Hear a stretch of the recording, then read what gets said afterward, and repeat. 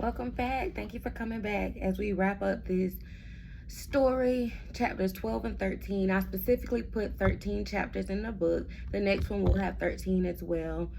In the last chapter, they had just came back from California. Parker was kind of feeling confused about her and Kendrick, and then she started to reminisce when she met a guy named Branden. So that's what we are finishing up now.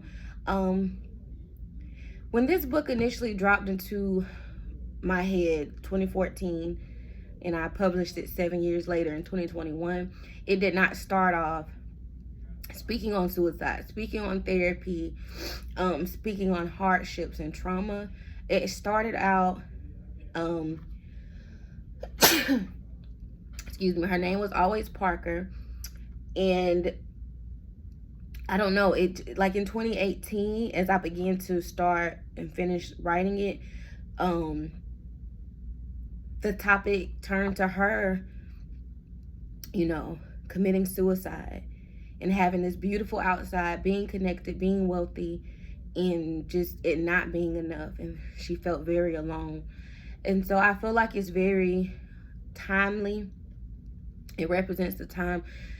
People can have it all. People can be beautiful. A person can have family and support and still feel alone. So that's why I practice being kind. That's why I support having a healthy mental health. If you need to take medicine, if you need to go to therapy, whatever you need to do to be happy and truly healthy on the inside. At the time when I started back writing this book, I didn't know if I was going to leave this earth. I have a sister that battles heavily with a mental health concern. I know I was tired. So if you're feeling alone, if you're feeling tired, don't end it. Your life is worth it. 5 years later, and I'm happy that I'm still here. So again, thank you guys for all your support. Let's go ahead and wrap this book up. So this is chapter 12, The Silent Partner. This is coming from Parker's point of view, and she's speaking on her lunch date with Branden. The next morning, I woke up and was filled with anticipation. This was so odd for me.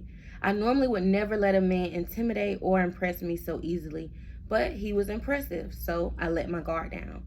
I was smitten. I grabbed a cute little dress from my closet. I purchased it last weekend from one of the local boutiques. The shops in St. Anna were guaranteed to give you a fly-ass fit. I did a light beat. Normally I wear a plain face to work, but I figured a little bronzer and mascara would not hurt. I picked the perfect shoes to match my dress and spritzed myself with Chance by Coco Chanel. I was ready to conquer my day and Branden. I arrived to work and managed to avoid Mariah until lunch when she made her way to my office after returning from the hospital performing a BBL that morning. She began to speak. "Parker, I did not mean to offend you. I love having you work in the office. Your smile makes my day. Please forgive me," she pleaded. I grabbed my purse and made my way to the door. "There is nothing to be forgiven for, Dr. Stanford. If you would excuse me, I'm late for a meeting," I said quickly. The truth is, I love my job and there was no way I would let someone's girl crush ruin my career. Branden worked downtown in one of the busiest yet most prominent hospitals in the area. Earlier in the day, I received a text from him asking me to meet him at Summer. It's a classy spot inside the Embassy Hotel downtown. I responded with a smiley face emoji and to see you soon. I was surprised at his taste. Most guys my age would rather go eat at some wing spot like Taco Mac. But then I remembered he was older than me by a few years. I learned a little about him the first time we talked. For Branden, he needed to be successful. He needed to take care of his mother as his father would have if he were still living. Branden lost his father as a young child. He was killed by a police officer. His dad was not armed. I arrived at the hotel and gave my keys to valet. I looked around for Branden, but I did not see him. I really wanted to see if he was in the same car he drove when I first met him. Guys in St. Anna are guilty of living a double life until proven innocent. I turned around to text him and I heard, "Hey, Miss Lady." I smiled, immediately recognizing his voice. There he was, as fine as ever, skin the color of my granny's fried chicken. He wore a button-down shirt, a tie, slacks, and tennis shoes. This man had on a pair of Nike Air Max. Nice kicks, I thought as I approached him. He smiled and reached for my hand. Hey, Branden. I could not contain my smile. He pulled me close. He smelled amazing. Then he kissed my cheek. Come on, let's enjoy lunch. I followed close behind him as he held my hand and led me to a booth snuggled in the back. The restaurant was dimly lit, even though it was daytime. It had a very cozy vibe. I was lost in his eyes when the waitress approached to take our drink order. If I'm honest, all I could think about was knocking everything from the table to the floor and climbing on to Dr. Branden. An immediate thought came into my head. Damn, I don't even know his last name. I blurted out, "What's your last name?" Cain, he responded. I didn't notice the waitress leave, but she returned quickly. She placed a water with lime by me and a dark brown drink in front of Branden. I was confused. Are you day drinking, doctor? He took a sip, then smiled and said, If that's okay with you, Miss Lady. I took a sip of my water, then asked, So how's your day so far? We engaged in effortless conversation. He enjoyed a New York strip with vegetables and roasted potatoes. I had the lobster tail and Caesar salad. Before I knew it, I received a text from Kimberly asking if I would be returning to the office. I didn't realize it was almost 3 p.m. I replied and asked her to cancel my last consult meeting with Jessica Johnson. She was a cancer patient in remission who underwent a mastectomy after being diagnosed with stage 3 breast cancer. She is new to the area and heard of our office was the best, which we were. The poor lady's husband had cheated on her during treatment. I was excited to meet her and get her started on her new journey with her 2 new best friends. Kimberly asked was I sure and if everything was okay. I assured her I was fine and to check on me in the morning. I didn't even let my bestie know what was happening. Eventually, I knew I would. I tell her everything, but right now is not the time. Is everything okay at the office, he asked. I looked up away from my phone and for the waitress and answered, Yes, but I would like to have a glass of Chardonnay if that's okay with you. He smiled and asked, Can we finish this upstairs? I was hesitant. I didn't know him. I met him at a gas station. My thoughts began to race. Then I answered, Yes. While Branden left the table, heading to the reception desk, I pulled out my phone and sent Kim my location and told her to not ask any questions but to check on me in the morning.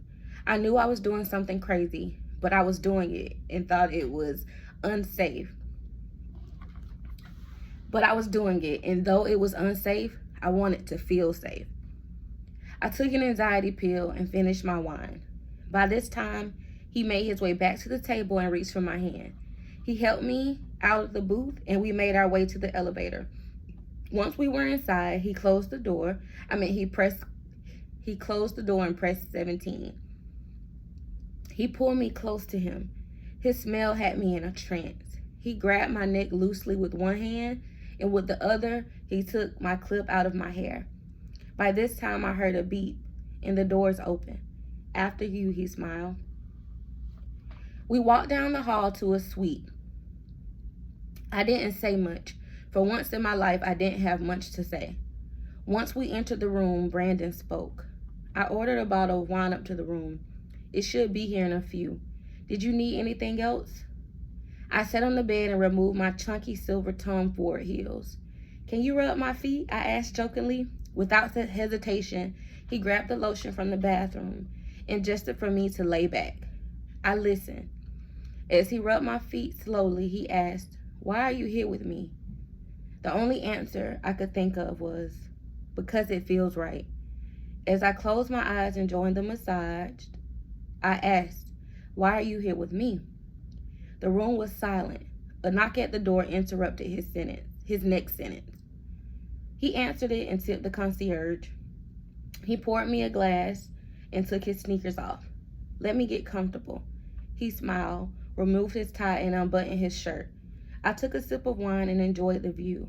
He took off his pants and his print showed through his Versace briefs. I was shocked. What is this nerd doing packing like that, I thought. He laid on the bed. Come here, Parker, he said near whisper. I sat on top of him. He unzipped my dress. "Do you have protection?" I asked. "I do," he said. He laid me on my back and strapped up. "Get naked," he commanded. I didn't even think. I just followed his instructions, removed my bra, panties, and laid back. He surprised me. He didn't say much, yet was so intentional. He kissed my cheek, then my neck, then my breast. He hugged me very close. It was so intense. He slid in very slowly, and it felt so good. He continued to grind very slowly back and forth. I could hear his breathing change in my ear.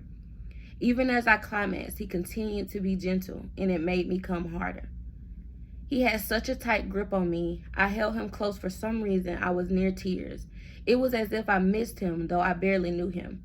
Before I knew it, his speed changed, and together we climaxed, as if we had done this before. He was so in tune with my body. We laid there in silence for a few moments. I was in shock. I'm not sure what he was feeling. Then he got up. As he poured himself a glass of wine, he asked did I want any more. I declined. I told him I should get home. I had work in the morning. "Well, how about you stay the night with me and leave from here?" he inquired. "I don't have any clothes, Branden. I cannot wear the same thing 2 days in a row," I explained. He looked at me and said, "Well, let's go shopping. The mall is still open. I'm sure you can find something. I always keep a pair of scrubs in the car, so I'll be fine." I was hesitant, but next thing I know, we were at valet, waiting on his car. Thank goodness it was the same Benz he was driving the first day I met him. Black rims, and black interior. We made it to the mall, and since tomorrow was Friday, I opted to go to Saks and find a jogger set. I grabbed a pair of Chanel tennis shoes to match and a couple pair of panties. "Is that all you need?" Branden asked as we left out of the store. "Yes," I said with a smile. "Thank you." Then I kissed him on the cheek. We grabbed something light to eat from the food court and made our way back to the hotel. We showered together and ended the night cuddled under one another. Maybe he needed me as much as I needed him.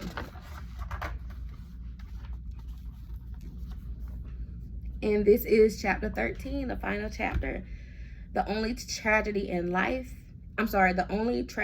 death is a life unlived. And this is from Paloma's point of view. It had been a year since my sister took her life.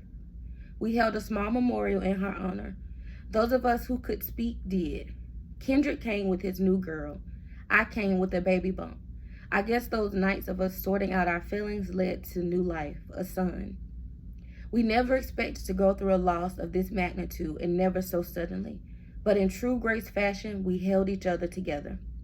Paris moved back to California and opened his own studio and began to manage models, authors, and other creatives.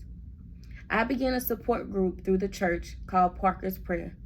I knew even in her death she wanted to heal others. I started the group about 7 months after her passing. I was going through a very rough 2 months, and the support group allowed me to begin to truly heal. I found that I was expecting shortly after beginning the group. In one of her final journal entries, Parker wrote, "The only tragedy in death is a life unlived." The date was 1 day before her suicide. I still haven't figured out how she could have been so full of life, so helpful, and so giving, but inside she was dying, literally dying. I do live a little happier now, knowing she felt her destiny had been fulfilled. I believe we will name our baby boy Prosper. After all life takes from us, it still allows us to prosper, grow, love, and learn. That's it. That is the final chapter of Saving Grace. Thank you for listening. Thank you for your support. Look out for book 2.